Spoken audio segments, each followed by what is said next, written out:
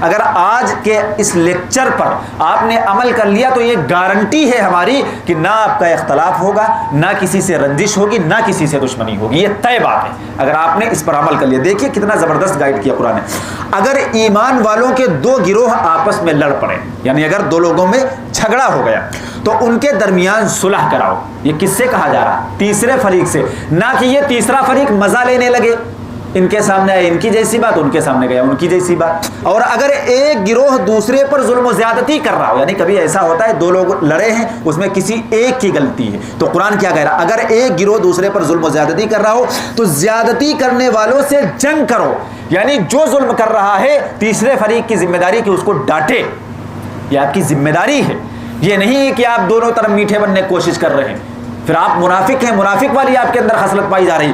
دو گروہوں میں جھگڑا ہوا تو اب تیسرے کی ذمہ داری ہے کہ وہ حق بات کہے اور جس کی غلطی اس کو ڈانٹے کہ تمہاری یہ غلطی ہے، اس کو سدھارو اور پیچ اپ کرو آپس میں۔ آگے دیکھیے قرآن نے کہا زیادتی کرنے والوں سے جنگ کرو یہاں تک کہ وہ اللہ کے حکم اور فیصلے کی طرف رجوع کریں، یعنی دونوں لوگ، اللہ کا حکم اور فیصلہ کیا ہے کہ آپس میں مسلمان کا بھائی ہے، جھگڑا اور لڑائی نہیں کرے گا۔ اگر وہ رجوع کر لیں تو عدل و انصاف کے ساتھ ان کے درمیان مصالحت کرا دو، یہ سب تیسرے شخص کی ذمہ داری ہے۔ اور الٹا تیسرا شخص کرتا کیا ہے؟ غیبت کر کے اور لگا بجھا دیتا ہے، الٹا ہی ہو گئے ہم بالکل۔ آگے دیکھیے اور انصاف کی پابندی کرو، اللہ انصاف کرنے والوں کو پسند فرماتا ہے۔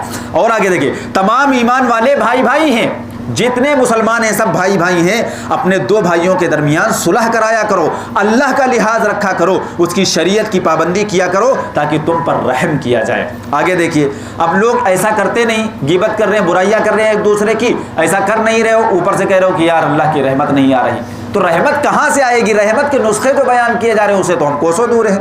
اے ایمان والوں، کوئی قوم، قبیلہ، گروہ، جماعت، برادری، حتیٰ کہ کوئی فرد کسی قوم، قبیلے، گروہ، جماعت، برادری، حتیٰ کہ کسی فرد کا مذاق نہ اڑائے۔ مذاق اڑانے کی سختی سے ممانعت ہے۔ ہو سکتا ہے کہ وہ ان سے بہتر ہوں، اور نہ عورتیں عورتوں کا مذاق اڑائیں، ہو سکتا ہے کہ وہ ان سے بہتر ہوں جن کا مذاق اڑایا جا رہا ہے۔ یعنی آپ ایک آدمی کا مذاق اڑا رہے ہو، تمہیں کیا پتا کہ اللہ کی نظر میں وہ بہتر ہے کہ تم بہتر ہو، تو کس بنیاد پر تم مذاق اڑا رہے ہو؟ آپس میں عیب چینی اور تان و تشنی نہ کیا کرو، یعنی ایک دوسرے کے عیب مت تلاش کرو۔ آگے فرمایا نہ برے ناموں اور نہ کسی کو برے اوصاف سے پکارا کرو۔ ایمان کے بعد برے نام سے پکارنا، یعنی اب ایمان لیا ہے اب کسی کو برے نام سے پکارنا، یہ بہت بڑا گناہ ہے، اللہ نے فرمایا۔ آگے دیکھیے جو توبہ نہیں کریں گے ظالم اور بد عمل شمار ہوں گے، یعنی یہ جتنی حرکتیں اوپر بیان ہوئی، اگر ان حرکتوں سے آپ نے توبہ نہیں کیا تو چاہے جتنے اچھے آپ کے اعمال ہوں